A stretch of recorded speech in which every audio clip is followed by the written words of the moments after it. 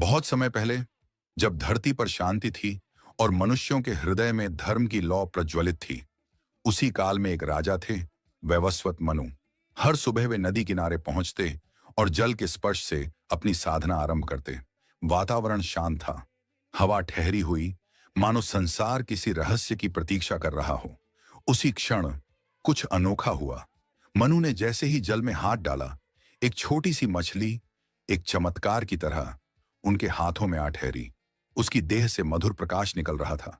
वह मछली एक साधारण प्राणी नहीं लग रही थी। और तभी एक सूक्ष्म आवाज मानो मनु के हृदय में गूंजी, राजन, मेरी रक्षा करो, बड़ी मछलियां मुझे निगल जाएंगी। मनु के भीतर करुणा जाग उठी। वे उस मछली को अपने साथ ले आए, परंतु कुछ ही क्षणों में वह छोटी मछली बढ़ने लगी। इतनी बढ़ी कि वह पात्र से बाहर छलकने लगी। मनु स्तब्ध थे। उन्होंने उसे तालाब में छोड़ा, लेकिन वहां भी वह कुछ ही दिनों में तालाब से बड़ी हो गई। मनु के मन में एक बात स्पष्ट होने लगी, यह कोई साधारण प्राणी नहीं है। और जब उन्होंने उसे नदी में छोड़ा, तो वह नदी को भी भरने लगी। मछली का रूप विराट था, तेजस्वी था, और उसके आसपास एक दिव्य प्रभा फैलने लगी।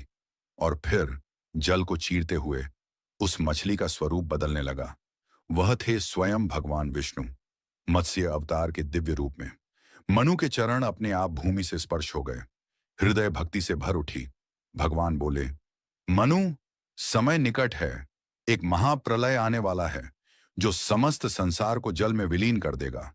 तुम एक विशाल नौका बनाना, मैं तुम्हारी रक्षा करूंगा और इस सृष्टि को फिर से जीवन दूंगा। मनु ने आदेश माना। उन्होंने एक विशाल नौका बनाई, ऋषियों को, विविध प्राणियों को और समस्त जीवन के बीजों को उसमें चढ़ाया। आकाश काला पड़ने लगा, हवाएं गुर्राने लगी, और फिर प्रलय आरंभ हुआ। धरती डूबने लगी, पर्वत टूटने लगे, और महासागर आकाश को निगलने लगा। मनु की नौका तूफानी लहरों में कांप रही थी। तभी अंधकार के बीच एक दिव्य प्रकाश उदित हुआ। मत्स्य अवतार प्रकट हुए, विराट, शक्तिशाली, तेजस्वी। उन्होंने नौका को अपनी स्वर्णमयी सींग से बांध लिया और प्रचंड लहरों के बीच उसे सुरक्षित खींचते रहे। समय बीता और धीरे धीरे प्रलय शांत हुआ। जल उतरने लगा, आकाश में पहली किरण चमकी और आशा का नया सवेरा जन्मा। भगवान विष्णु ने मनु को आशीर्वाद दिया, अब तुम नई सृष्टि के प्रथम जन हो। धर्म की रक्षा करना और इस संसार को फिर से उजाला देना। इन शब्दों के साथ मत्स्य अवतार दिव्यता की चमक में विलीन हो गए और धरती पर एक नई शुरुआत हुई। मत्स्य अवतार की कहानी पसंद आई तो चैनल सब्सक्राइब कर